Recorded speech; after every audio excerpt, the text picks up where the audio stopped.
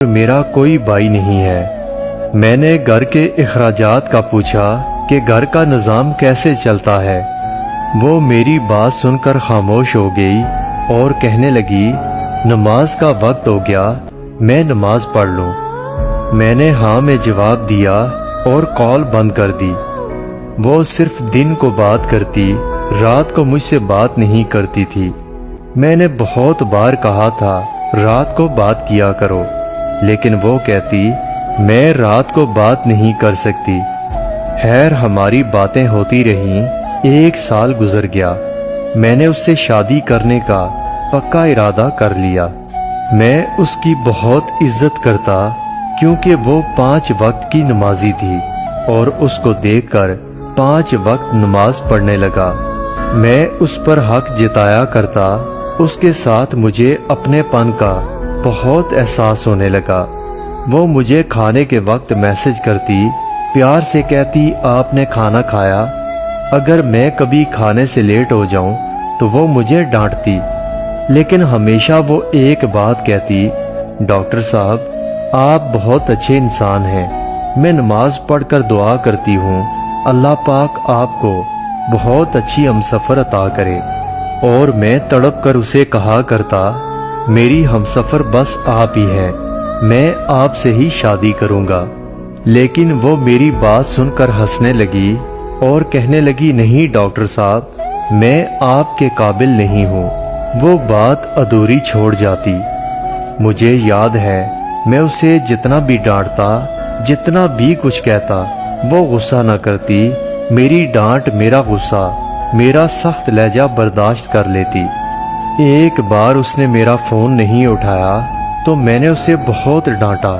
वो मेरी डांट सुनती रही, फिर आहिस्ता से कहने लगी, डॉक्टर साहब मैं कुर्बान आप पे, आप जितना चाहे गुस्सा कर लें, मैं आपके कदमों से लिपट जाऊंगी।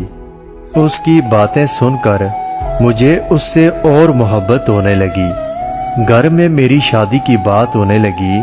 मैंने अम्मी अब्बू को बताया कि मैं एक लड़की को पसंद करता हूँ, वो मुझे बहुत अच्छी लगती है और मैं उसी से शादी करूँगा।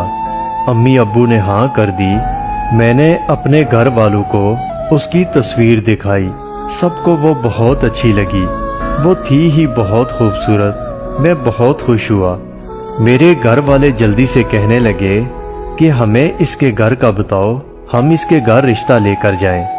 लेकिन मुझे उसके घर का पता नहीं था। मैंने फौरन उसे कॉल की और उसे बताया कि मेरे अम्मी अब्बू आपके घर रिश्ते के लिए आ रहे हैं। उसने मेरी बात सुनकर फ़ोन बंद कर दिया। मैं बार बार फ़ोन करता रहा, लेकिन उसका नंबर बंद था। 5 दिन गुजर गए, उसका नंबर बंद था और मैं बहुत परेशान था। उसने कभी अपने घर का नहीं बताया था। मैं बहुत उदास हो गया। कुछ दिन के बाद मेरे दोस्त की शादी थी। मुझे भी इनवाइट किया गया।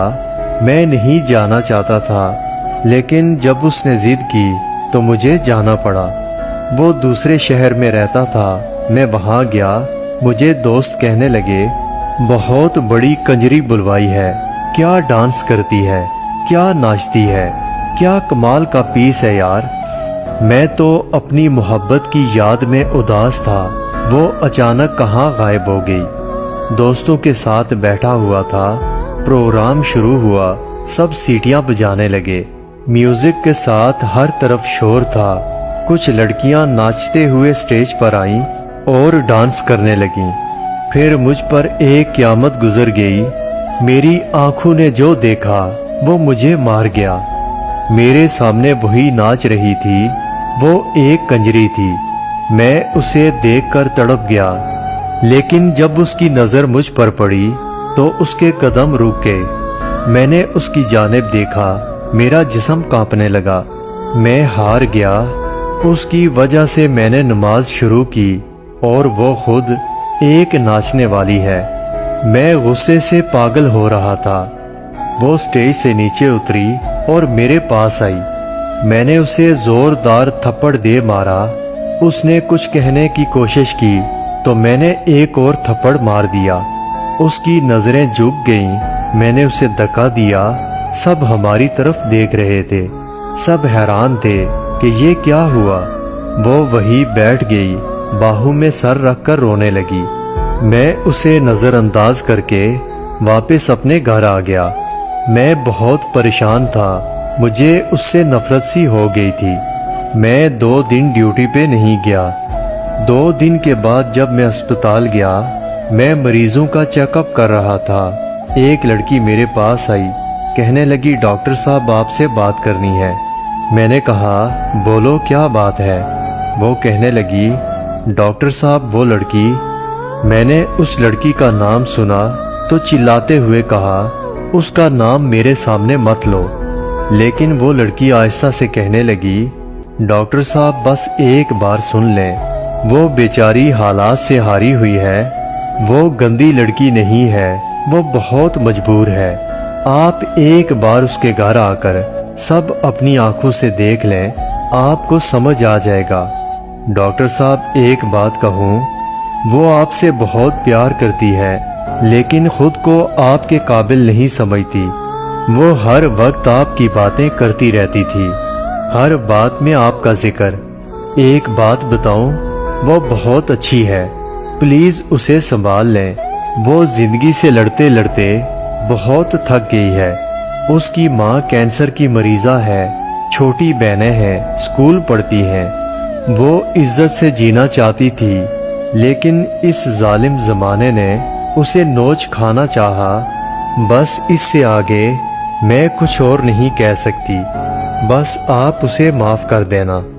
मैं उसकी बात सुनकर खामोश था। रात को घर आया तो बहुत उदास था।